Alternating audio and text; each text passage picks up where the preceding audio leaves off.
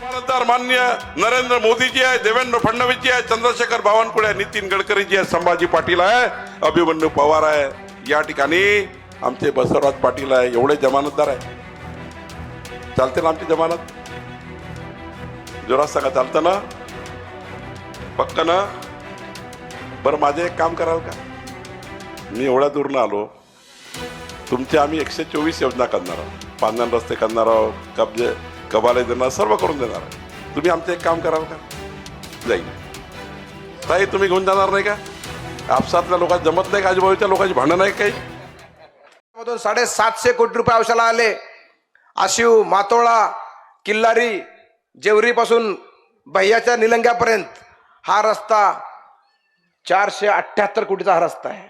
Cement कॉन्क्रीटचा रस्ता आहे हा रस्ता. आणि लांबजण्यापासून छत्रपती शिवाजी महाराजांच्या पुतळ्यापासून महात्मा बळेश्वरांच्या पुतळ्यापर्यंत म्हणजे लांबजना ते कवानाका हा रस्ता 248 कोटीचा. 750 कोटी रुपये आपल्याला निधीतून आले. आणि हे दोन्ही रस्ते या तालुक्याचं भविष्य बदलतील असा मला या निमित्ताने विश्वास आहे. हे दोन्ही रस्ते सिमेंट कॉन्क्रीटचे रस्ते आहेत. पाटील साहेब, कधी गाडीत जावा, इकडून बघा जरा. परवा या ठिकाणी याच गावामध्ये अमित देशमुख साहेब म्हटले विकास दिसला पाहिजे. एकदा अमित देशमुख साहेब 1 तास माझ्यासोबत गाडीत बसा, तुम्हाला औषधाचं डेव्हलपमेंट काय झालं दाखवतो. वडिलांच्या पुण्यावर किती दिवस चालणार आहे?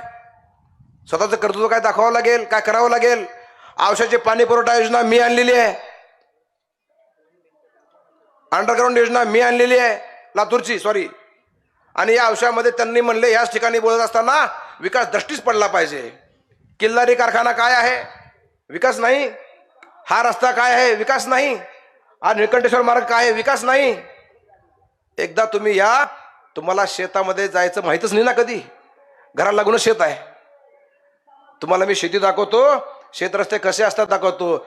या आमदारांना 1300 किलोमीटरचे रस्ते या मतदारसंघामध्ये केलेले आहेत. एकदा या तुम्हाला दाखवतो. आणि मला म्हणले कुण्या गुत्तेदाराला आमदार काय तिकीट दिलं? अरे, आमचा विठ्ठल का गुत्तेदार आहे का? याच ठिकाणी बोलले आमचा विठ्ठल हा एक आदर्श सरपंच आहे. आम्ही तिकीट कार्यकर्त्याला दिलेले आहेत. त्याचं गाव बघा, आज महाराष्ट्रामध्ये जे 5 गावं टॉपचे आहेत त्या गावामध्ये विठ्ठलचं गाव येतं. आणि विठ्ठलला उमेदवारी का दिली आहे तर त्याच्या मतदारसंघातले 17च्या 17 गावं त्या पद्धतीनं करावे म्हणून विठ्ठलला उमेदवारी घरी दिलेली आहे.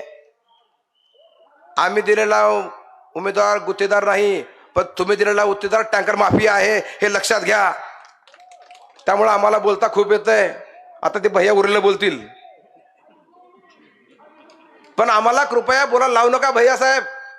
आम्ही तुमचा सन्मान केला, कधी बोललो नाही. पाटील साहेब, जरा खाजगीत सांगा.